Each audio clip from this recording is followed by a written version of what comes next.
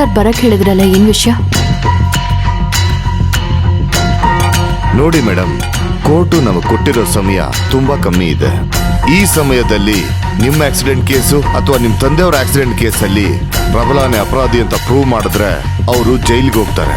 ಇಲ್ದೇ ಇದ್ರೆ ಅವ್ರಿಗೆ ಬೇಲ್ ಆಗ್ಬಿಡುತ್ತೆ. ಏನ್ ಸರ್ ಹೇಳ್ತಾ ಇದ್ದೀರಾ? ರಾಮ್ ಸರ್ ಕೇಸಲ್ಲಿ ಸಾಕ್ಷಿ ಆಧಾರ ಎಲ್ಲ ಇದೆಯಲ್ಲ, ಮತ್ ಅವ್ರು ಹೇಗೆ ಆಚೆ ಬರ್ತಾರೆ? ಎಲ್ಲ ಇದ್ರೂ ರಾಮ್ ಅವ್ರ ಹೇಳಿಕೆ ತುಂಬಾ ಮುಖ್ಯ ಆಗುತ್ತೆ.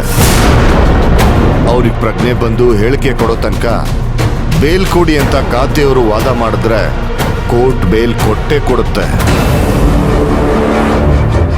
ಇಲ್ಲ ಸರ್, ಆ ರೀತಿ ಮಾತ್ರ ಆಗ್ಬಾರ್ದು. ಅದಕ್ಕೆ ಈ 2 ಕೇಸಲ್ಲಿ ಯಾವ್ದಾದ್ರು ಒಂದ್ರಲ್ಲಾದ್ರೂ ಅವನನ್ನ ಜೈಲಿಗೆ ಕಳ್ಸೋ ತರ ಆಗ್ಬೇಕು. ಅದಕ್ಕೆ ನಾನು ಏನ್ ಮಾಡ್ಬೇಕು ಅಂತ ಹೇಳಿ ಸರ್.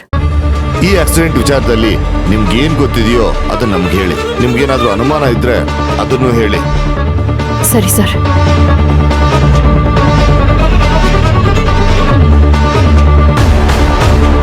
ನಾಳೆ ಮಧ್ಯಾಹ್ನ 12 ಗಂಟೆಗೆ ನಮ್ಮ ಕಾಫಿ ಫ್ಯಾಕ್ಟ್ರಿ ಹತ್ರ ಇರೋ ಪಾರ್ಕ್ನಲ್ಲಿ ನಾನು ನೀನು ದತ್ತ ಮೂವರು ಭೇಟಿಯಾಗೋಣ. ಆದ್ರೆ ಅವ್ರಿಗೆ ಆಕ್ಸಿಡೆಂಟ್ ಆಗಿದ್ದು ಕಾಫಿ ಎಸ್ಟೇಟ್ಗೆ ಹೋಗೋ ದಾರಿಲಿ. ನಮ್ಮ ಕಂಟ್ರೋಲಲ್ಲಿದ್ದ ಕಾಫಿ ಎಸ್ಟೇಟ್ನಲ್ಲಿ ಓನರ್ಸ್ಗಳ ಜಗಳ ಆಗ್ತಾ ಇದೆ, ನೀವು ಬಂದು ನಿಲ್ಲಿಸ್ಬೇಕು ಅಂತ ನನಗೆ ಫೋನ್ ಬಂದಿತ್ತು.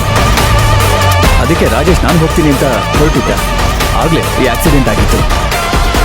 ಇಷ್ಟೇ ಸರ್, ನನ್ನ ತಂದೆ ಆಕ್ಸಿಡೆಂಟ್ ಕೇಸಲ್ಲಿ ನನಗೆ ಬಂದಿರೋ ಅನುಮಾನ.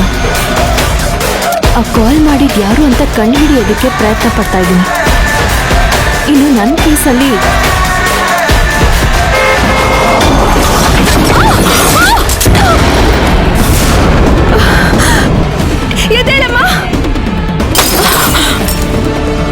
ಕಾವೇರಿಗೆ ಆಕ್ಸಿಡೆಂಟ್ ಮಾಡಿರೋ ರೌಡಿಗಳು ಸಿಗಾಕೊಂಡ್ರು. ಅವ್ರ ಕೈಯಲ್ಲಿ ಕೆಲಸ ಮಾಡಿಸಿದ್ದು ಬೇರೆ ಯಾರು ಅಲ್ಲ ಸರ್, ನಿಮ್ಮ ಅಳಿಯ ಪ್ರಬಲ.